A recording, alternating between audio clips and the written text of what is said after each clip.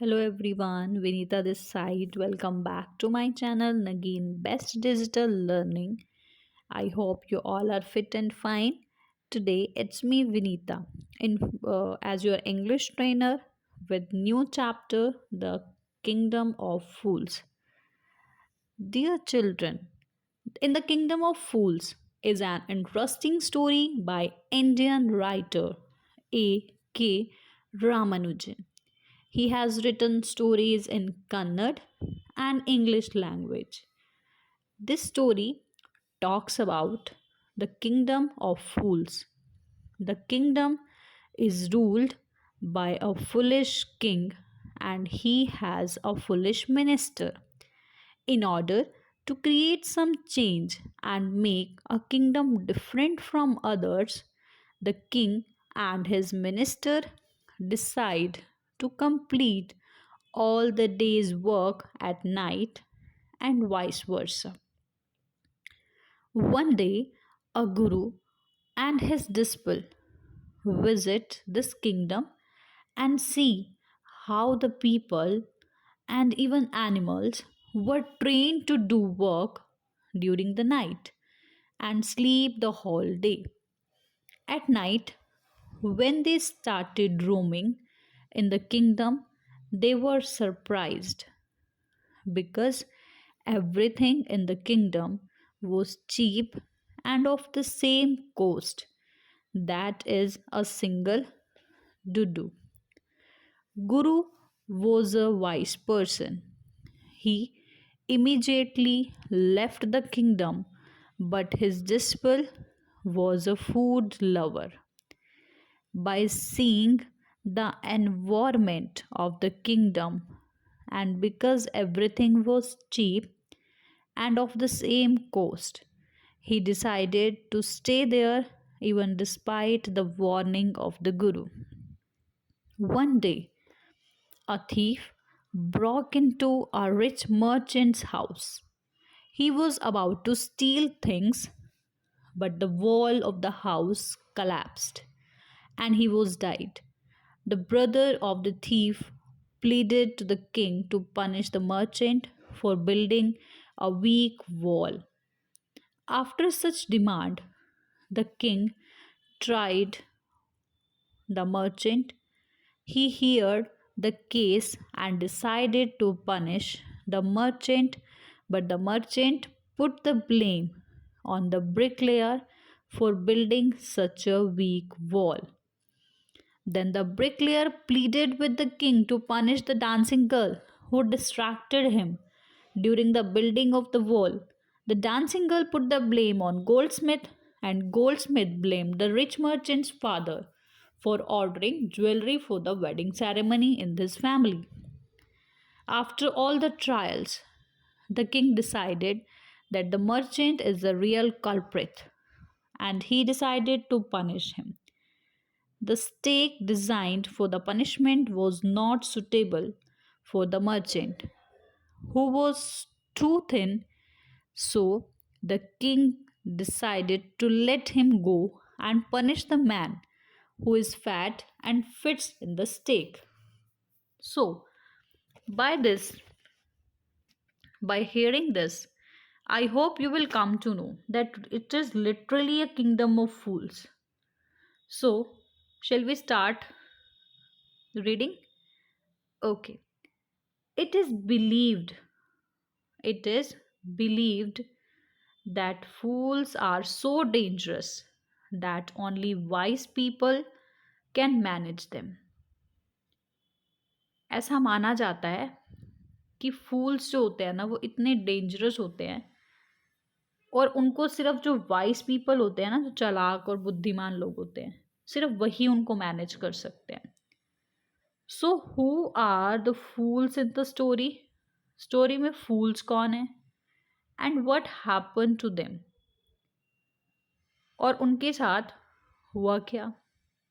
फूल्स कौन है और होता क्या है, मतलब एक्चुअली में क्या है कि जिसमें उन्होंने दे रखा है कि सिर्फ वाइज पीपल ही उनको हैंडल कर सकते हैं. तो क्या हुआ ऐसा कि उनको हैंडल करना पड़ा, उनको मैनेज करना पड़ा. Okay. So, shall we start with the reading?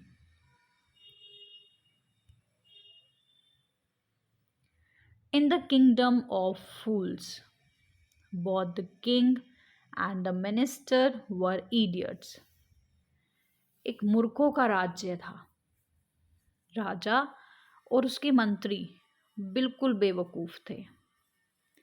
They did not want to run things like other kings. वो चाहते थे कि वो ऐसा कुछ ना करें जो बिल्कुल दूसरे राजाओं की तरह हो। So they decided to change night into day and day into night. तो इसीलिए उन्होंने बिल्कुल चेंज कर दिया, पैटर्न ही चेंज कर दिया। Day considered as night and night considered as day. So can you imagine कि how a king does it?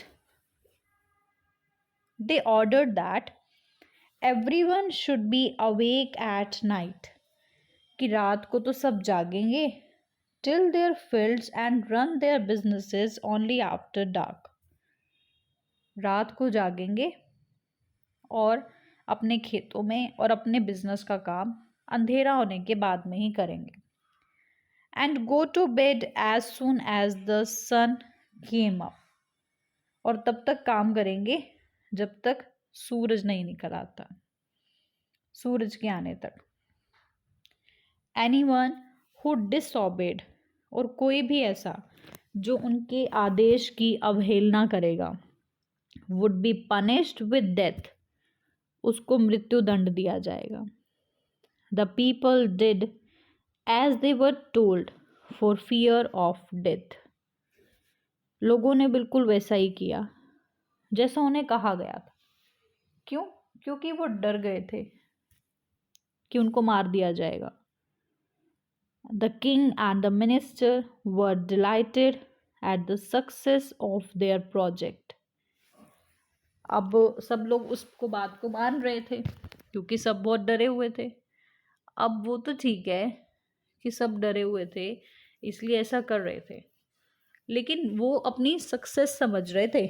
उनको लग रहा था किंग को और मिनिस्टर को कि ये हमारी प्रोजेक्ट की सक्सेस है। So one day a Guru and his disciple arrived in the city. एक दिन गुरु और उसके शिष्य एक शहर में आते हैं। उस शहर में आए, इन the kingdom of fools. It was literally very beautiful city. वो बहुत सुंदर सिटी थी। It was broad day light. अजीब सा, मतलब अलग सा ही उसमें, मतलब ना रोशनी थी, प्रकाश था। But there was no one about, लेकिन वहाँ पर आसपास कोई भी नहीं था। कंप्लीट रोशनी थी बट था कोई भी नहीं। Everyone was asleep. हर कोई सो रहा था। Not a mouse stirring. एक एनिमल जिसको बोलते हैं ना, एक जानवर तक भी उनको मतलब ना वहाँ पे हिलता हुआ दिखाई नहीं दे रहा था। Even the cattle had been taught to sleep by the day. Even कि जानवरों को भी समझा रखा था कि उनको क्या करना है, दिन के समय सोना है। The two strangers were amazed. अब वो जो दोनों थे ना, वो लिटरली बहुत हैरान थे कि ऐसा कैसे हो सकता है कि they saw around them and wandered around town till evening. कि वो अपने आसपास क्या देख रहे हैं कि कंप्लीट रोशनी है अभी तक, और शाम तक ना वो इधर उधर घूमते रहे, उनको कोई मिला ही नहीं आसपास। When suddenly the whole town woke up. और जब अचानक से पूरा शहर उठ गया। And went about its nightly business. और रात को अपने अपने बिजनेस पे। अचानक से क्या हुआ, सारा देश, सारा जो देश कह रही हूँ सॉरी, सारी जो सिटी थी वो जाग गए और अपने रात के बिजनेस पे, अपने काम पे निकल गए। The two man were hungry. वो दोनों आदमी बहुत भूखे थे। लिटरली उनको बहुत भूख लगी थी। Now that the shops were open, अब तो सभी दुकानें ओपन थी, they went to buy some groceries, वो कुछ राशन का सामान लेने के लिए चले गए। To their astonishment they found that everything cost the same. To their astonishment, उनके लिए सबसे हैरानजनक और बहुत एक बोलते हैं ना कि अंदर से खुश भी होना और हैरान भी होना, ये सोचकर, ये सुनकर, ये पाकर that everything cost the same a single डुडू, सभी चीज़ों की कॉस्ट सेम थी और ये उसकी करेंसी थी। Whether they bought a measure of rice, चाहे वो एक राइस कुछ मात्रा में चावल खरीदे या बंच ऑफ बनानास खरीदे, वो कुछ भी खरीदे, it coast a Dudu, coast उसकी डुडू थी। The Guru and his disciple were dilated, वो तो बहुत खुश हो गए। They had never heard of anything like this, क्योंकि उन्होंने कभी इस तरह की किसी बात के बारे में सुना ही नहीं था। They could buy all the food they wanted for a rupee, वो हर एक खाने की चीज़ खरीद सकते थे अगर उनके पास सिर्फ 1 रुपया होता। 1 रुपये में भी वो जितनी चीज़ें चाहते खाने की वो खरीद सकते थे। When they had cooked and eaten, अब उन्होंने ग्रोसरी परचेज कर ली, बना लिया और खा लिया।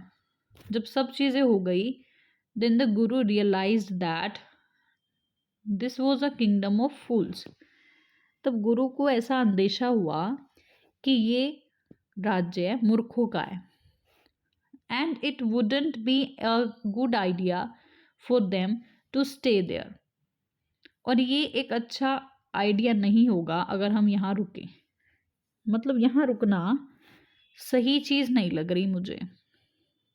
This is no place for us, ये जगह हमारे लिए तो ठीक नहीं लग रही। लेट्स गो, यहाँ से चलते हैं। He said to his disciple, उसने अपने शिष्य को बोला। But the disciple did not want to leave the place, लेकिन वो इस जगह को छोड़ना ही नहीं चाहता था। एवरीथिंग वॉज चीप हेयर, क्योंकि हर एक चीज़ बहुत सस्ती थी। All he wanted was good cheap food, all he wanted, जो भी वो चाहते थे वो सब अच्छा था और सस्ता था। अब वो एक लालच में आ गया, शिष्य एक लालच में आ गया, उसको लगा कि वो टेम्प्टेड हो गया उन चीज़ों को लेकर कि सब कुछ सस्ता है, तो आई थिंक तो I have to stay hair.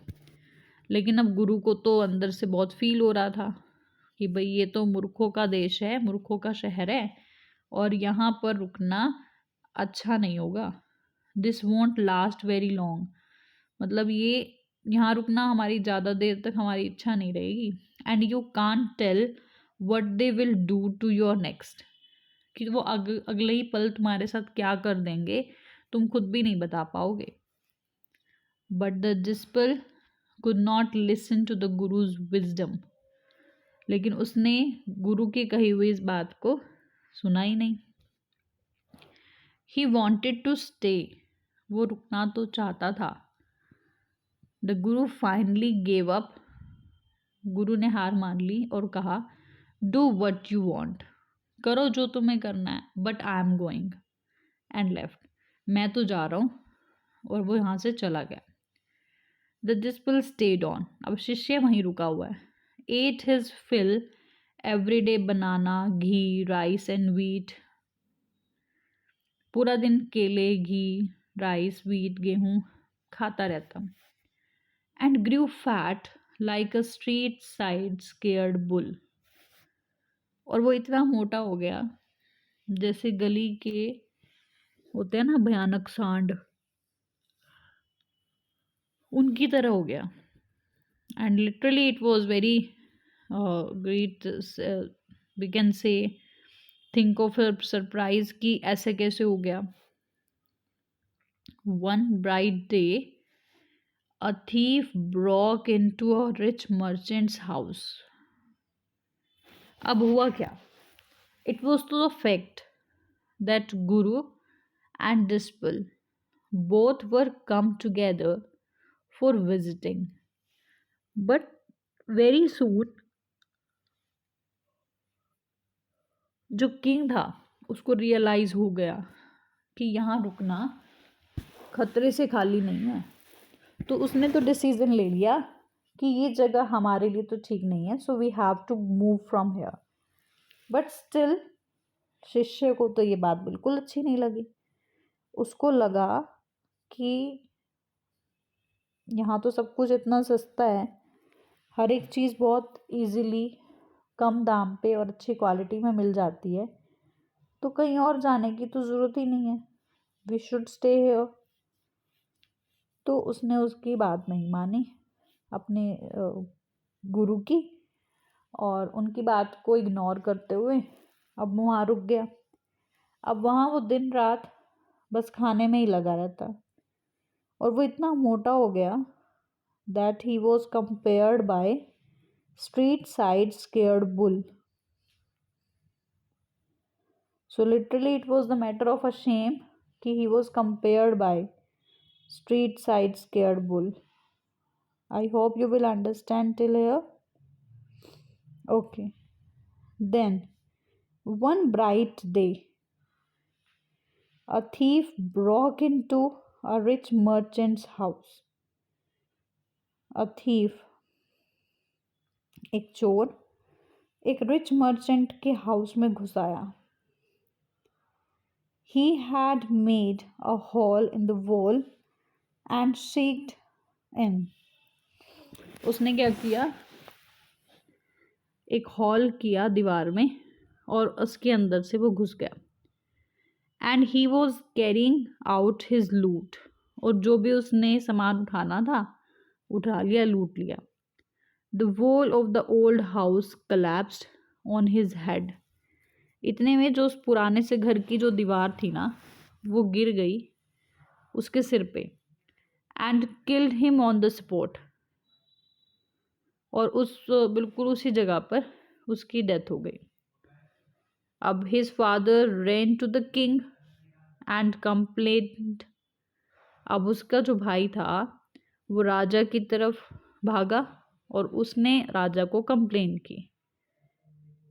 Means एक चोर था, वो रिच मर्चेंट्स के हाउस में घुस गया और जो भी उसने लूटना था, ही वॉज कैरिंग एवरीथिंग। उसका घर कलैप्स्ड हो गया, उसके हेड पे गिर गया, अब वो उसकी डेथ हो गई। एक थीफ था, उसकी डेथ रिच मर्चेंट के घर पे हुई। अब वो राजा के पास गया कंप्लेंट करने के लिए। What was the complaint? Your Highness, this is a salutation for respecting king. Your Highness, when my brother was pursuing his ancient trade, a wall fell on him. जब मेरा भाई व्यस्त था his ancient trade, अपने काम में, तो एक दीवार उसके ऊपर गिर गई। एंड किल्ड हिम, और उसकी वजह से उसकी डेथ हो गई। The merchant is to be blame, और उसने ब्लेम डाला किस पे? मर्चेंट पे। It's a very foolish thing कि एक तो वो चोर घर में घुसा चोरी करने के लिए, तो रियल कल्प्रिट तो एक्चुअल में हुआ ही वो, बट इट वॉज तो जस्ट एन एक्सीडेंट ना, कि वो उसके ऊपर गिर गया। तो ancient trade, he was compared, उसकी चोरी को, कि वो अपने एंशिएंट ट्रेड में बिजी था और वो मारा गया क्योंकि उसके ऊपर दीवार गिर गई। अब वो ब्लेम कर रहा है मर्चेंट को। He should have built a good and strong wall. वो ब्लेम मर्चेंट पे इसलिए कर रहा है क्योंकि वो उसके घर की वॉल थी और उसको अपने घर की वॉल को अच्छी और स्ट्रॉन्ग बनाना चाहिए था, but he didn't. So you must punish the wrongdoer and compensate the family for his injustice. तो अब आपको जिसने ये गलत काम किया है, जिसकी ये गलती है, उसको पनिश करना चाहिए और न्याय देने के लिए उस फैमिली को कंपनसेट करना चाहिए कि उनको पता चले कि it was not the fault, we are not at the fault, हमारी फैमिली का एक पर्सन चला गया, सो उसके according you have to compensate and give punishment to the wrong doer. The king said justice will be done. अब राजा ने कहा कि न्याय तो मिलेगा. किस चीज़ का न्याय? वॉज इट गुड चोरी करना? और फिर वो चोरी कर रहा था तो वो खुद ही तो कल्प्रिट हुआ, तो मेन ब्लेम तो होना ही उसी पे चाहिए. और ये तो कोई केस बना ही नहीं, क्योंकि ये तो किसी ने जानबूझ के तो नहीं गिराई ना. But as we know, we are on the chapter in the kingdom of fool. हम हैं कहाँ? मूर्खों के राज्य में. So the king said justice will done. न्याय तो ज़रूर होगा, डोंट वरी, घबराओ नहीं. And at once summoned the owner of the house. और घर के ऑनर को बुलवाओ. चलो, अब घर के ऑनर को बुला लिया. सी इन द पिक्चर. अब घर का मालिक पहुंच जाता है. Merchant arrived. आ गया merchant. The king questioned him. अब राजा ने उससे क्वेश्चन पूछे. What's your name? Such and such your highness. उसको कहा तुम्हारा नाम क्या है? तो उसने कहा, जो भी उसका नाम था उसने कहा ये है, वो है. Were you at home when the dead man burgled your house. जब तुम्हारे घर में ये घुस आया था तो उस टाइम क्या तुम घर थे? Yes my lord. He said yes. He broke in. उसने तोड़ा. And the wall was weak. वो दीवार बहुत वीक थी. It fell on him. वो उसके ऊपर गिर गई. The accused pleads guilty. The accused pleads guilty. अब ये तो गिल्ट की बात है ना, गलती है. Your wall killed this man's brother. ये तो सच में बहुत बड़ी गलती है, क्योंकि आपकी उस वॉल के गिरने से इस आदमी के भाई की डेथ हो गई. You have murdered a man. तो इट मीन्स आपने एक आदमी का मर्डर किया है. So we have to punish you. तो हमें तो आपको पनिशमेंट देनी पड़ेगी. Lord said the helpless merchant. उस असहाय बेसहारा मर्चेंट ने बोला, lord how could. I didn't put up the wall. मैंने उस दीवार को नहीं बनाया था. It's really the fault of the man who build the wall. यहाँ पर फॉल्ट उस आदमी का है जिसने ये दीवार बनाई थी. Okay, so he did not build it right. उसने उसको सही नहीं बनाया. You should punish him. You should punish him. आपको इसको पनिशमेंट देनी पड़ेगी.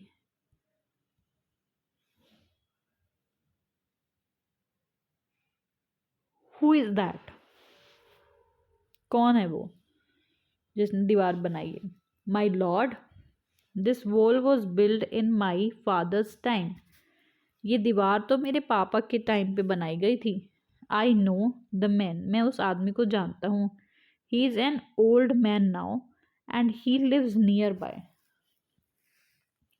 वो भी एक बूढ़ा आदमी है, लेकिन वो रहता पास में ही है. सो अब राजा ने क्या किया, ये सुन के कि अब जिसने वॉल बनाई है भाई वो है फॉल्ट में, तो कि उसने इतनी वीक वॉल क्यों बनाई. अब राजा ने अपने मैसेंजर्स को भेजा, ब्रिकलेयर, उस बनाने वाले,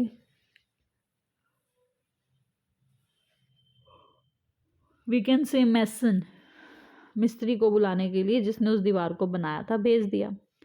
दे ब्रॉट हिम, वो उसको लेकर आए, टाइड हैंड एंड फुट, हाथ पैर बांधे हुए। You there, did you build his man's wall in his father's time, क्या तुम women's wall build in the father's time, कि उसने अब उसको बोला, उसको हाथ पर बांध के लेके आए कि तुमने नो, राजा ने क्वेश्चंस पूछे कि इसके फादर के टाइम पे जो वॉल बनी थी वो वॉल तुमने बनाई थी। Yes my Lord, I did, मैंने ही बनाई थी। What kind of wall is this that you built, वो किस तरह की दीवार थी जो तुमने बनाई थी। It has fallen on a poor man, वो एक बेचारे आदमी के ऊपर गिर गई, एंड किल्ड हिम, और जिससे उसकी डेथ हो गई। यू आर मर्डर्ड हिम, तुमने उसका मर्डर किया है। We have to punish you by death, हमें आपको डेथ मतलब मारना ही पड़ेगा, पनिशमेंट देनी पड़ेगी, तुम्हें भी मरना होगा। Before the king could order the execution, अब इससे पहले कि राजा कोई एक्शन लेता,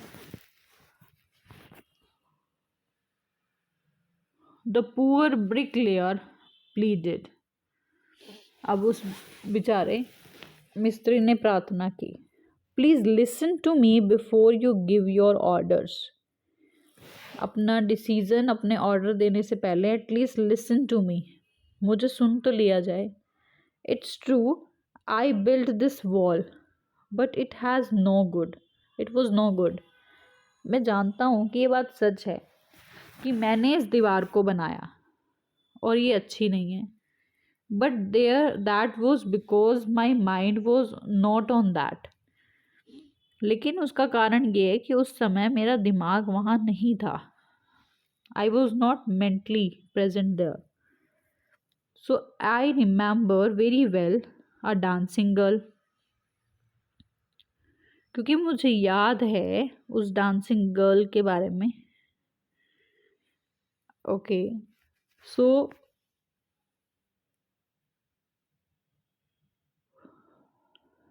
आई remember very well a dancing girl who was going up and down, मेरा माइंड जो है ना वो वहाँ पे प्रेजेंट ही नहीं था, क्योंकि मेरी नज़र उस डांसिंग गर्ल पे थी जो बार बार ऊपर नीचे आ रही थी।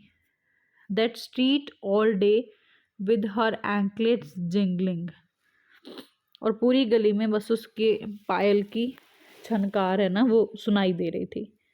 And I could not keep my eyes on और my mind on the wall, और मैं अपनी आँखों को, I could not keep my eyes और माइंड ऑन द वॉल, तो मैं अपनी आँखों को और अपने दिमाग को दीवार की तरफ लगा ही नहीं पाया, दैट आई वॉज बिल्डिंग, जो मैं बना रहा था। You must get that dancing girl, तो आपको उस डांसिंग गर्ल को ढूंढना चाहिए।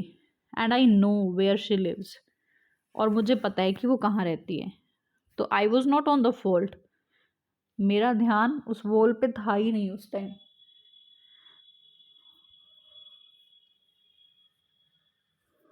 ओके देन, अब वो डांसिंग गर्ल पे बात आ गई। You are right, the case depends, case की गहराई तक जाया जाएगा।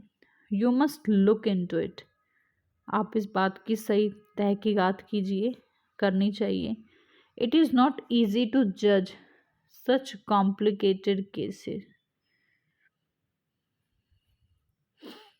सो यू आर राइट, अब केस को थोड़ा और गहराई से सोचा जाए। It is not easy to जज सच कॉम्प्लिकेटेड केसेस, अब राजा इस केस को कॉम्प्लिकेटेड बना रहा है।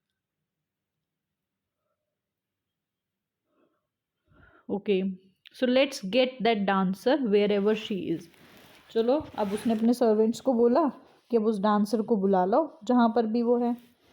The dancing girl, now an old woman, अब वो जो डांसिंग गर्ल थी वो अब एक बूढ़ी औरत बन गई थी। केम trembling to the court.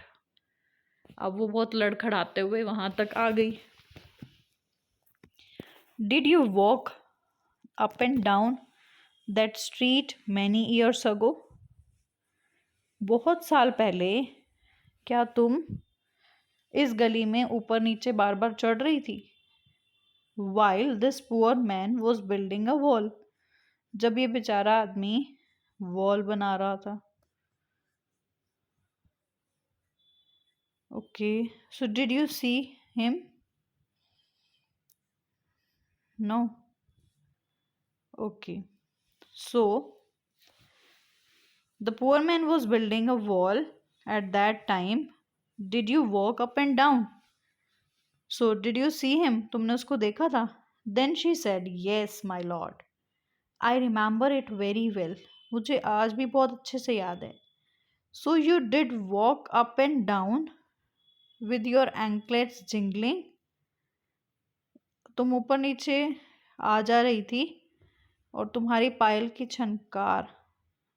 You were young and you distracted him.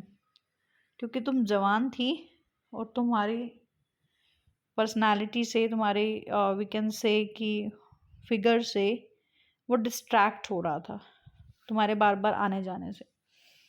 So he built a bad wall. तो इसलिए उसने एक वीक वॉल बनाई। And it has fallen on a poor burglar and killed him. वो एक बेचारे आदमी पर गिर गया और वो मारा गया। It means you have killed an innocent man, so you will have to be punished. इसका मतलब अब तुमने एक बहुत ही मासूम से आदमी को मारा है और इस बात की सजा तो तुम्हें मिलेगी। She thought for a minute and said. अब उसने भी थोड़ी देर के लिए सोचा और बोला, माई लॉर्ड वेट, कि राजा जी थोड़ा सा वेट कीजिए। I know now why I was walking up and down that street. I know, मैं जानता हूँ कि how you know how why I was walking up and down that street. I know, मैं अब जानती हूँ कि क्यों मैं वहाँ पर बार बार ऊपर से नीचे आ जा रही थी। I had given some gold to the goldsmith. मैंने कुछ सोना दिया था सुनार को, to make some jewelry for me, कि वो मेरे लिए कुछ ज्वेलरी बना दें।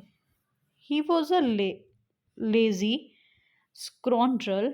वो बहुत ही आलसी व्यक्ति था। He made so many excuses. उसने बहुत सारे बहाने बनाए। Said he would give it now. कहा कि वो अभी दे देगा। And he would give it then. अब दे देगा, तब दे देगा। So he was making excuses and excuses. He made me walk up and down to his house a dozen times. उसने ऊपर नीचे कम से कम दर्जन चक्कर लगाए। That was when the bricklayer saw me. ये तभी की बात है जब उस bricklayer ने मुझे देखा। And it's not my fault. ये मेरी गलती नहीं है। My lord, it's the damned goldsmith's fault. तो ये फॉल्ट मेरा नहीं है, ये फॉल्ट उस सुनार का है। Poor thing, she is absolutely right.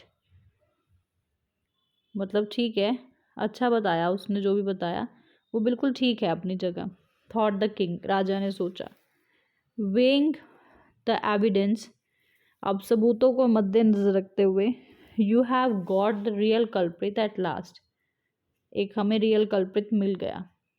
Get the goldsmith, सुनार को पकड़ो, wherever he is hiding at once. Wherever he is hiding, कि वो जहाँ भी छुपा हुआ है। At once, एक बार सब बाहर आ जाओ। Means अब वो राजा के पास, जैसे गेट द गोल्ड स्मिथ, अब राजा ने सुनार को बुलाया कि वो जहाँ पर भी छुपा है उसको लेकर आओ। The king's bailiffs searched for the goldsmith. अब राजा के जो नौकर थे या जो उसके बैलिफ्स थे वो सुनार की खोज में चल पड़े। Who was hiding in the corner of his shop. Okay, when he heard the accusation against him, जब उसने अपने बारे में अपने अगेंस्ट ऐसी घोषणा सुनी, he had his own story to tell, उसने भी एक स्टोरी बना ली खुद से सुनाने के लिए। माई lord, he said, I am a strong Purushottam, and it's true, I made this dancer come many times in my room. So my lord, he had his own story, अब उसने अपनी एक स्टोरी बना ली। Now he said, my lord, I am a very poor goldsmith, मैं तो बहुत ही गरीब सुनार हूँ। It's true, I made this dancer comes many times to the door, कि दरवाजे पे बार बार आने के लिए मैंने ही मतलब मेरी वजह से ही वो बार बार आ जा रही थी। I gave her excuses because I could not finish making her jewellery before I finish the rich merchants order. मैंने बहुत सारे बहाने दिए क्योंकि मैं उसका ज्वेलरी का काम कंप्लीट नहीं कर पाया, क्योंकि मुझे रिच मर्चेंट के ऑर्डर्स को पूरा करना था। दे हैड अ वेडिंग कमिंग, उनके फैमिली में कोई शादी आने वाली थी, एंड दे वुडंट वेट, और वो इस बात का वेट नहीं कर सकते। So you know how complaint, okay, so you know how impatient rich man are. अब they had a wedding coming, उनकी फैमिली में शादी थी तो उनको ज़्यादा देर तक वो रुक नहीं पाए। तो आपको पता है कि अमीर लोग तो कितने इम्पेशेंट होते हैं। Who is this rich merchant, अब राजा ने कहा कि it means that there is a one new person, rich merchant. So now king is asking, who is the rich merchant and who kept you from the finishing the poor woman's jewelry, कि किसने किसके कहने पर आप रुके और आपने उस पुअर वुमेन की ज्वेलरी और फर्निशिंग वापस नहीं दी।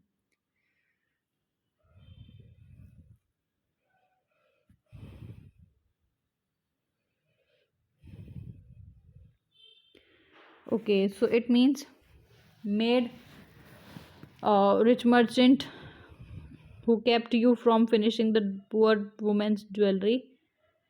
ये रिच मर्चेंट कौन है? जिसकी वजह से सुनार उस गरीब महिला का काम पूरा नहीं कर पाया। Made her walk up and down, जिसने उसको बार बार चक्कर लगवाए। विच डिस्ट्रैक्टेड दिस ब्रिक लेयर, जिसकी वजह से ये मिस्त्री जो था उसका ध्यान डाइवर्ट हुआ। Which made a mess to his hall, उस फिल्म में स्टार्ट कर दे। So means which made a mess of the class.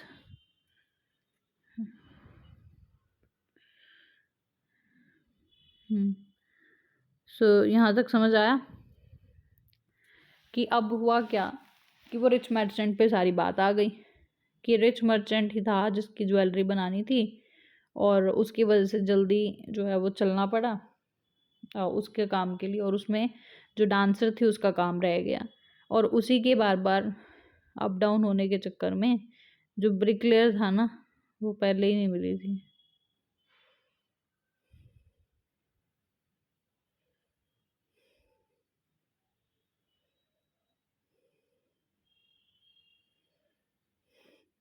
Okay, so अब वो उसी के वजह से, वो डांसर के बार बार चक्कर लगाने की वजह से ही जो ब्रिकलेयर था उसका माइंड डिस्ट्रैक्ट हुआ और जिसकी वजह से वो वॉल अच्छी नहीं बना पाया। Which has now fallen on an innocent man, जो एक मासूम आदमी के ऊपर गिर गई और किल्ड हिम, और जिसकी वजह से वो मर गया। कैन यू नेम हिम, क्या हम उसको कोई नेम दे सकते हैं? that who was he exactly. So we can say the goldsmith named the merchant. अब हुआ क्या, उस गोल्डस्मिथ ने मर्चेंट का नेम पूछा, नेम बताया, and he was none other than the original owner of the house. अब ये और कोई नहीं था, ये वही पर्सन था जो उसका ऑनर है घर का. हुज वॉल हैड फॉलन, जिसके घर पे दीवार गिरी है.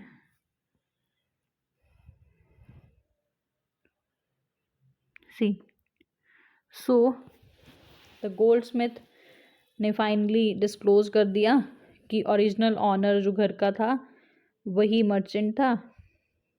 सो now justice has come full circle.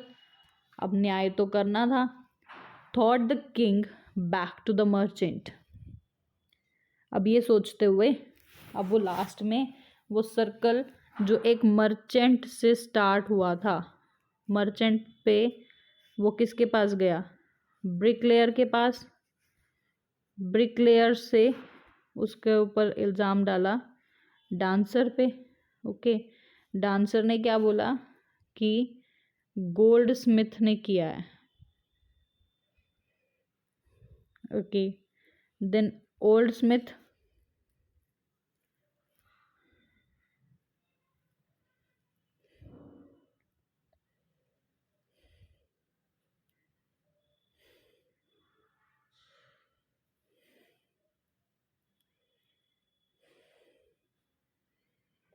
So it means अब वो मर्चेंट से ब्रिकलेयर, ब्रिकलेयर से डांसर पे था, डांसर से फिर गोल्ड स्मिथ पे आया.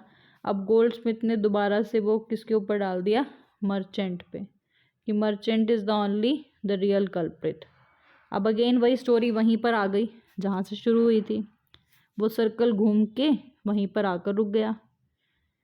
When he was rudely summoned back to the court, अब उस मर्चेंट को जब दोबारा कोर्ट में बुलाया गया, he arrived crying, वो रोते हुए आया. It was not me but my father who ordered the jewelry. ये मैं नहीं था, ये मेरे फादर थे जिन्होंने ज्वेलरी ऑर्डर की थी. He is dead. He is dead. वो मर गया. आई एम इनोसेंट, मैं तो बिल्कुल मासूम हूँ, तो मेरा तो कोई फॉल्ट नहीं है. वो ऑर्डर ज्वेलरी का वो उस मर्चेंट के फादर ने दिया था. तो इट मीन्स अब कल्प्रिट तो कोई भी नहीं हुआ, कि मैं तो मतलब मेरा फॉल्ट नहीं है, वो तो मर गए, मैं तो इनोसेंट हूँ. But the king consulted the minister and ruled decisively. अब राजा ने क्या किया, सब चीज़ों के बारे में अपने मंत्रियों से डिस्कशन किया और लास्ट में इस कंक्लूजन पे आया that it's true your father is the true murderer, कि तुम्हारे फादर तुम्हारे सच में. ओके, सो अब राजा ने कंसल्ट किया और बोला it's true your father is the true murderer. ये तो ठीक है कि तुम्हारे पापा रियल कल्प्रिट थे, बट नाउ तो ही इज़ डेड, वो तो मर गए हैं. So but somebody must be punished in his place, तो उनकी जगह अब किसको तो किसी ना किसी को तो पनिश करना ही है. So you have inherited everything from that criminal father of yours. तो तुमने ही तो हर एक चीज़ को विरासत के रूप में अपने पापा से लिया है, तो ये पनिशमेंट भी आपको मिलेगी. अगर उनकी प्रॉपर्टी पे, उनके काम पे, उनके पैसे पे, उनकी बॉडी पे, हर चीज़ पे we can think. So what is the difference now? Okay, so now it's true your father is the true murderer, but he is dead, but at the place of him you need to be punished. So I knew at once, even when I first set eyes on you, मैं जानता हूँ जब मैंने पहली बार तुम्हारे ऊपर आंखें रखी थी, that you were the root of the horrible crime, मैंने तो सबसे पहले ही तुम पे ही नज़र रखी थी कि तुम ही इस हॉरिबल क्राइम के रूट कॉज हो। यू मस्ट डाई, तुम्हें तो मरना ही होगा। And he ordered a new stake to be made ready for the execution. अब एक फांसी का फंदा तैयार करवाया गया इस काम के लिए। As the servant sharpened the stake and got it ready for the final impaling of the criminal। अब सर्वेंट ने वो शार्प कर दिया, बिल्कुल अच्छे से तीखा कर दिया उसको, and got it ready for the final impaling, और अब उसको फाइनल रेडी टचअप देने के लिए क्रिमिनल को उसको तैयार किया गया। It occurred to the minister that the rich merchant was somehow too thin to be properly executed on the stake. It is ready.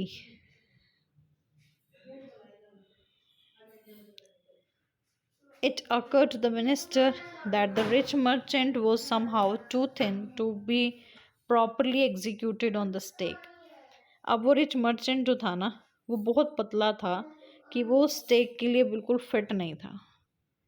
He appealed to the king's common sense.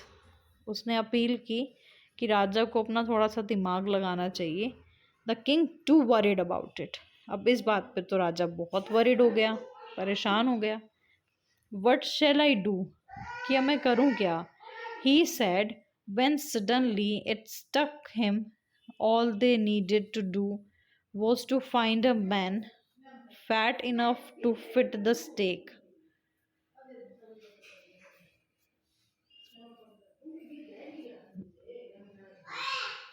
Okay, so अब उसने कहा कि अब मैं क्या करूं। When suddenly it struck him that they needed to do was to find a man। अब जब ये बात उसको बहुत ज़्यादा परेशान कर रही थी तो उसने सोचा कि मुझे एक ऐसे आदमी की तलाश है जो इस स्टेक के लिए फिट होगा। The servants were immediately sent man who could fit the stake। अब राजा ने फटाफट अपने उन सारे नौकरों को भेज दिया जो उस स्टेक पे फिट आ सकते थे, कि उसको ढूंढ के लाओ जो इसके लिए बिल्कुल फिट होगा। अब उसने पूरे शहर में भेज दिए। And their eyes fell on the disciple who had fattened himself for month on bananas and rice and the wheat and ghee।